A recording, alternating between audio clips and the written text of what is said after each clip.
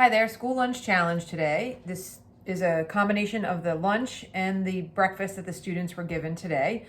For breakfast, they were given the white milk, the juice, and the banana muffin. And for lunch today, they were given a chicken patty sandwich, some sliced cucumbers, a chocolate milk, and a banana. And I know this banana does not look very healthy, but unfortunately, they keep the food product in the refrigerator, and refrigerator will brown the banana, but it won't actually discolor it inside. So if we were to open the banana, it's fairly creamy and white inside. I'd actually like it a little bit riper than this. But we're gonna take this banana and we are just gonna make a full-size loaf of banana bread to share with all of your family. The first thing I'm gonna do is I started to mash the banana. And to this banana, I'm pretty much gonna add everything in the bowl. So I'm gonna add in 1 cup of sugar and kind of mush that around. Now again, it seems like a lot of sugar, but you're making a full loaf of banana bread. Trying to break that banana down. And then to this, I'm gonna continue to add my ingredients. You could do this in a mixer if you had one, or you could use a hand blender. This is not my recipe. This is from a website called A Farm Kitchen Kind of Life, and I will make sure that I give them credit on the video instructions afterwards.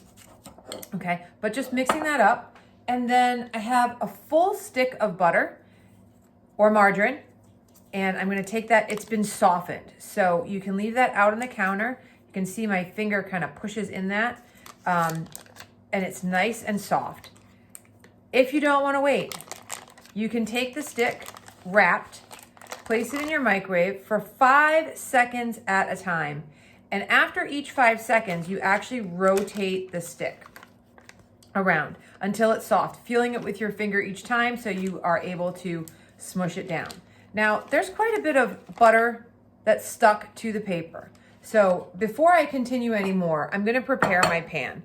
But I waited to show you that just by taking the package of paper and rubbing that on the inside, okay, it's a little baker's trick. Getting into the corners, it's almost like you have a little paper towel to use, all in the corners, all the way around. There's plenty to get it on the edges. Okay, and then you're gonna dust it with a little bit of flour. So just by putting in a little bit of flour into the bottom of the pan and coating the edges all the way up the sides. Okay, and then you can tap out the remaining flour into the measuring cup that you're gonna use to measure the rest of your ingredients. So we're gonna use a 1.5 cup measure, or you can use a 1 cup measure and a 1/2 cup of measure. Give it a good tap so you don't have too much flour residue, but that will help release the pan. So we're gonna set that aside. Continue to work on my product. So I've got this softened butter and I'm just using my fork to push it through. The fork is nice because it has the tines that's actually kind of breaking apart the butter. But you could use a spoon. I have a spatula next to me that I'll switch to after I kind of mush this together. You'll have a little bit of lumps from your butter and your banana, but that's okay. Okay, so we're mushing that together. Then next, I'm gonna need to add in an egg and enough milk to make 1 full cup. So I'm actually gonna use my dry measuring cup. I don't normally do this, but I want it to be simple. But I cracked 1 egg in there, and then I'm gonna take my school milk, and I'm gonna add in up until right when it reaches the top line. So do this over a container. And finally, my 1 teaspoon of vanilla.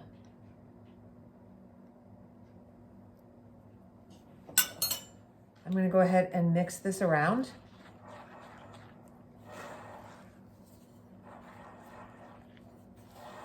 And this is a muffin batter, so I want to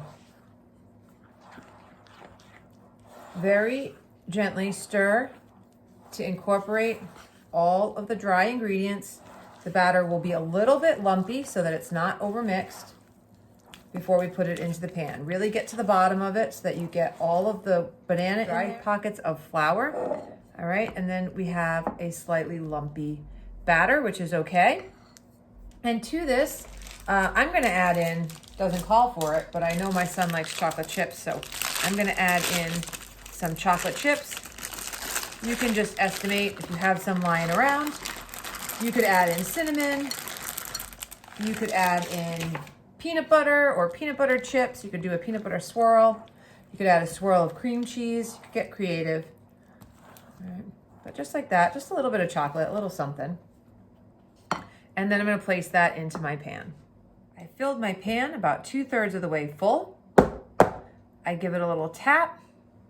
I'm gonna take my fingers, 2 fingers, and just cold water, drag a line right through the center.